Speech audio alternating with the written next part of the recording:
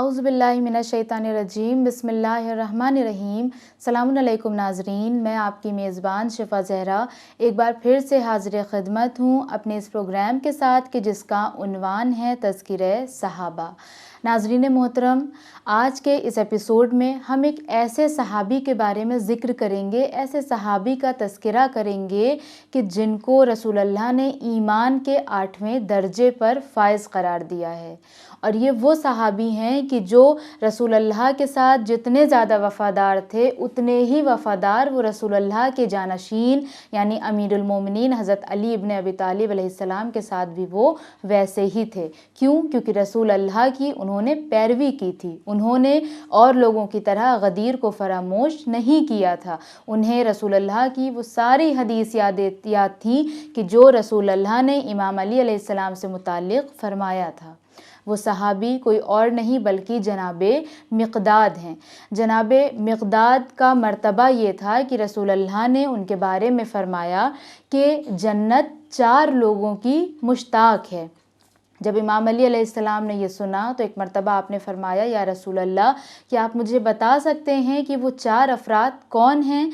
तो रसूलल्लाह ने फ़रमाया कि खुदा की कसम ए अली, उनमें से पहले शख्स तुम हो और उसके बाद मिक़दाद, सलमान और अबू ज़र हैं कि जिनकी ख़ुद जन्नत मुश्ताक है।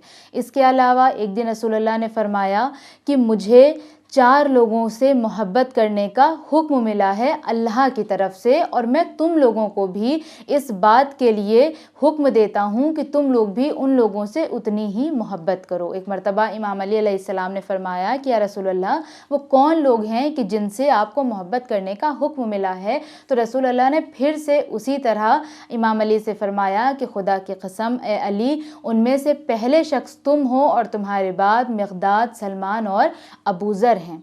आपके बारे में मिलता है कि जनाबे मिक़दाद उन अफ़राद में से हैं कि जो जंगे ओहद के वक्त रसूलुल्लाह को छोड़कर नहीं गए थे। जैसा कि जंगे ओहद के बारे में हम सब जानते हैं कि जब दुश्मनों के ख़तरे की वजह से और इस बात के सुनने की वजह से, जो कि एक अफ़वाह थी कि रसूलुल्लाह माज़अल्लाह शहीद हो गए हैं, लोग डर कर भागने लगे थे।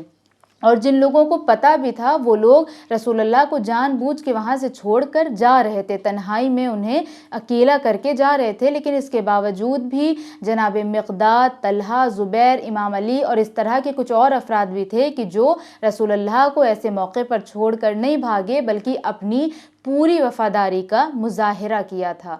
जनाब मिक़दाद के बारे में मिलता है कि जब बाद वफ़ात रसूल इमाम अली अलैहिस्सलाम की खिलाफत पर कब्ज़ा कर लिया गया और दूसरे लोग उनकी खिलाफत पर बैठ गए, उनके हक़ को छीन लिया गया, तो जनाब मिक़दाद मुसलसल इमाम अली अलैहिस्सलाम का दिफ़ा करते थे और लोगों को बार बार जाकर इस बात की याद दहानी कराते थे कि क्या तुम भूल गए कि रसूल ने अली के बारे में क्या कहा है? तुम कैसे किसी और की खिलाफत को तस्लीम कर सकते हो, जबकि तुमने अपनी आँखों से देखा है कि रसूलुल्लाह ने अली के बारे में क्या फ़रमाया है। क्या तुम गदीर भूल गए? लेकिन इसके बावजूद भी उनकी बातों पर किसी ने कोई ख़ास तवज्जो नहीं दी, लेकिन आप मुसलसल इमाम अली अलैहिस्सलाम का साथ देते रहे।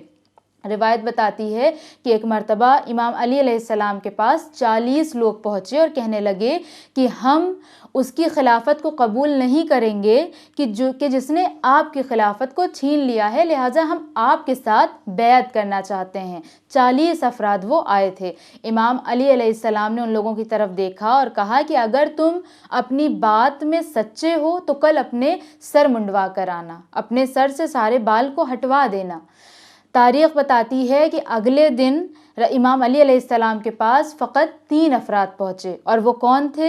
वो जनाब मिक़दाद थे, जनाब सलमान थे और जनाब अबू ज़र थे। आप सोचें कि कहाँ 40 लोग आए थे कि हम आपके साथ बैत करना चाहते हैं, और जब इमाम ने ऐसा तकाज़ा कर लिया, गोया इमाम उनसे एक छोटा सा टेस्ट ले रहे थे कि अगर तुम अली के लिए इतना नहीं कर सकते हो तो मैं तुमसे बैत कैसे कर सकता हूँ, कि मैं तुमसे क्या एक्सपेक्ट कर सकता हूँ कि कल को तुम मेरे लिए कुछ और भी करोगे। लिहाजा अगले दिन फ़कत ये 3 लोग आए। اس کے علاوہ امام جعفر صادق علیہ السلام قرآن مجید کی ایک آیت کے بارے میں کہ جس کا ترجمہ یہ ہے کہ وہ لوگ کہ جو صاحبان ایمان ہیں اور نیک عمل انجام دیتے ہیں، عمل صالح انجام دیتے ہیں، ان کے لیے جنت فردوس میں خاص جگہ ہے، اس کے بارے میں صادق آل محمد یہ فرماتے ہیں کہ اس آیت سے مراد جناب مقداد، سلمان اور ابو ذر ہیں۔ اس کے علاوہ امام صادق علیہ السلام نے فرمایا کہ آئے مودت کہ جس میں اللہ نے رسول کو یہ حکم دیا کہ اے رسول ان لوگوں سے کہہ دیجئے کہ اگر تم ہمیں ہماری رسالت اور نبوت کی تبلیغ کا کوئی اجرت دینا ہی چاہتے ہو تو صرف یہ دو کہ میرے قرابت داروں سے محبت کرو۔ اس آیت کے بارے میں امام جعفر صادق علیہ السلام فرماتے ہیں کہ اس آیت پر عمل رسول اللہ کی وفات کے بعد فقط مقداد، سلمان اور ابو ذر نے ہی کیا تھا، جبکہ اور باقی لوگوں نے میرے جد علی ابن ابی طالب کو چھوڑ دیا تھا۔ جناب مقداد ان اصحاب میں سے ہیں کہ جنہوں نے جناب فاطمہ الزہرا سلام اللہ علیہا کی نماز جنازہ پڑھی، آپ ان کے جنازے میں شریک ہوئے تھے۔ اور ایک سب سے اہم بات اور سب سے خاص بات جو آپ کے بارے میں ملتی ہے وہ یہ کہ جناب مقداد کا ذکر ان اصحاب میں آتا ہے کہ جن کی رجعت ہوگی، آپ رجعت کریں گے۔ جو لوگ نہیں جانتے ہیں رجعت کے بارے میں ان کو میں تھوڑا سا ڈیفائن کر دوں۔ رجعت کے بارے میں شیعوں کا عقیدہ یہ ہے، یعنی ہمارا عقیدہ یہ ہے، احادیث اور قرآن سے ثابت ہو کر یہ عقیدہ ہے کہ رجعت وہ چیز ہے کہ جس وقت امام زمانہ کا ظہور ہوگا تو وہ مومن، وہ خاص گروہ مومن کا کہ جو اس دنیا سے جا چکا ہے، یعنی جن کا انتقال ہو گیا یا جو بھی شہید ہو گئے، ان کو اللہ دوبارہ زندہ کرے گا امام زمانہ کے زمانے میں۔ امام زمانہ کی جب حکومت ہوگی تو اس وقت اللہ ایک خاص گروہ کو مومنین کے امام زمانہ کے ساتھ واپس لائے گا زندہ کر کے، تو اسی کا نام رجعت ہے۔ تو اسی رجعت کے بارے میں ملتا ہے کہ جناب مقداد اس اصحاب میں سے ہیں کہ جو رجعت کریں گے اور امام زمانہ کے ساتھ موجود رہیں گے۔ ناظرین محترم، جناب مقداد ایک ایسے صحابی تھے کہ جن کے بہت زیادہ فضائل اہل بیت علیہم السلام نے بیان کیے ہیں۔